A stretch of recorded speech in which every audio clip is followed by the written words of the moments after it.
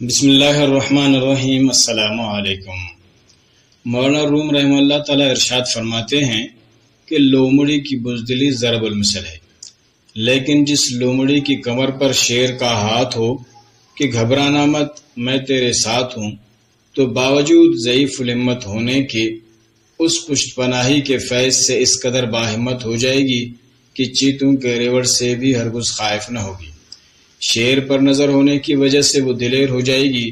یہی حال اللہ تعالیٰ کی خاص بندوں کا ہوتا ہے کہ وہ باوجود خستہ حال، شکستہ تن اور فاقہ زدہ چہروں کے باطل کی اکثریت سے خوفزدہ نہیں ہوتے۔ حضرت جعفر رضی اللہ تعالیٰ عنہ ایک قلعہ کو فتح کرنے کے لیے تنہا اس قوت سے حملہ آور ہوئے کہ معلوم ہوتا تھا گویا وہ قلعہ ان کے گھوڑے کے پاؤں کے سامنے ایک ذرہ کے برابر ہے۔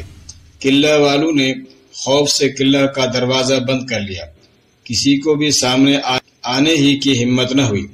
بادشاہ نے وزیر سے مشورہ کیا اس وقت کیا تدبیر کرنی چاہیے۔ وزیر نے کہا ہماری سلامتی اسی میں ہے کہ ہم جنگ کے تمام منصوبوں اور ارادوں کو ختم کر کے اس باہمت شخص کے سامنے شمشیر اور کفن لے کر حاضر ہو جائیں اور ہتھیار ڈال دیں۔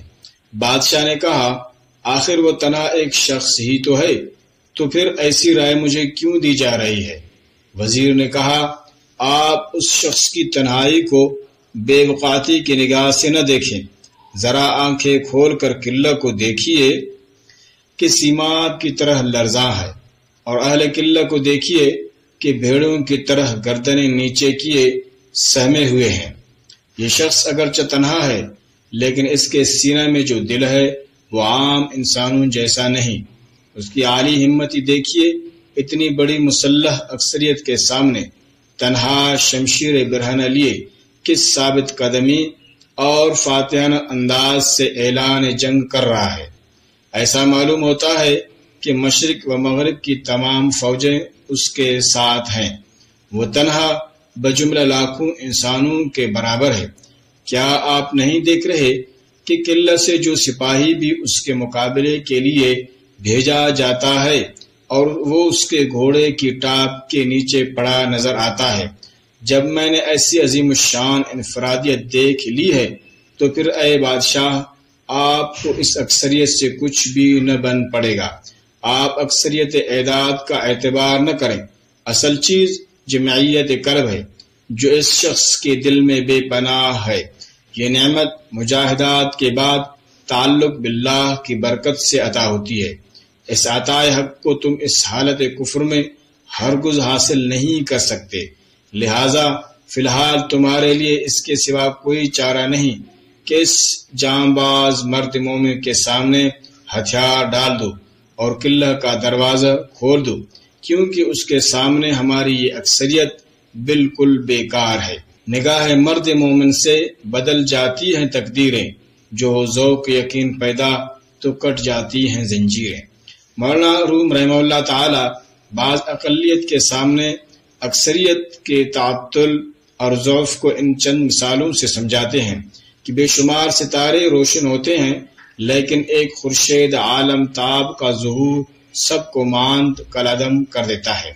بے شک چوہے ہزاروں کی تعداد میں ہی کیوں نہ ہوں، اگر وہاں لاغر و نحیف بلی بھی آ جائے تو چوہوں کی اکثریت غلبہ، ہیبت و خوف سے بیک وقت مفرور ہو جاتی ہے۔ اس کی ایک میاؤں کو سنتے ہی ان کے کانوں میں اپنی مغلوبیت کی خوفناک ضربیں گونج اٹھتی ہیں۔ اس کے دانتوں اور پنجوں کی حرکات جابرانہ ان کو راہ فرار اختیار کرنے پر مجبور کر دیتی ہیں۔ اس کی وجہ سے کہ چوہوں کے سینوں میں جو قلوب ہیں اور بلی کے سینہ میں جو دل ہے اس میں فرق ہے۔ بلی کے دل میں جو جرات اور ہمت ہے وہ چوہوں کے قلوب میں نہیں۔ چوہوں کی اتنی بڑی جماعت کا ایک بلی کے سامنے حواس باختہ اور ہوش رفتہ ہو جاتا ہے۔ اس امر کی دلیل ہے کہ بلی کے جان میں جرات قلبی کا پایا جانا ہی سبب ہے کہ چوہوں کی تعداد اگر 1,00,000 ہو تب بھی ایک لاغر و نحیف بلی کو دیکھ کر سب مفرور ہو جاتے ہیں۔ معلوم ہوا تعداد کوئی چیز نہیں، جرت اور ہمت ہی اصل چیز ہے۔ بھیڑ اور بکریوں کی تعداد ہزاروں میں ہی کیوں نہ ہو، لیکن قصاب کی ایک چھری کے سامنے اتنی بڑی اکثریت کی کوئی حیثیت نہیں ہوتی۔